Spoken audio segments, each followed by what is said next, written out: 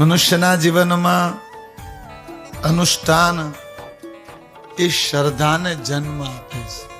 સંસારના વિષયોગમાં પડેલા માનવ કોઈ ચીજને સ્થાયી કરવા માંગતા હોય, સ્થિર કરવા માંગતા હોય તો અનુષ્ઠાન અનિવાર્ય છે. સાધુ સંતો, મહાપુરુષો, સાધક બ્રાહ્મણો એ કોઈ પણ દેવી દેવતાઓને પોતાના જીવનમાં સ્થાયી કરવા માંગતા હોય, સ્થિર કરવા માંગતા હોય. શ્રદ્ધા એ સ્થિરતાનું પ્રતીક છે. પૃથ્વીને શ્રદ્ધા કહેવામાં આવે છે.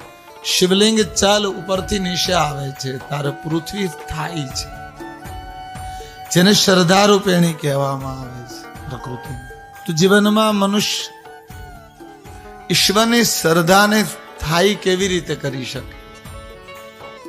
શિવ મહાપુરાણ જ્ઞાન યજ્ઞ અનુષ્ઠાન આપણા જીવનમાં એક સ્થિરતાને જન્મ આપે છે.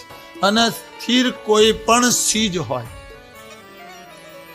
એ પૂજનીય બને છે. આપ શિવાલયમાં જાઓ, શિવલિંગનું દર્શન કરો, આપણને એક ઉર્જાની પ્રાપ્તિ થાય છે, કારણ કે સ્થિર છે.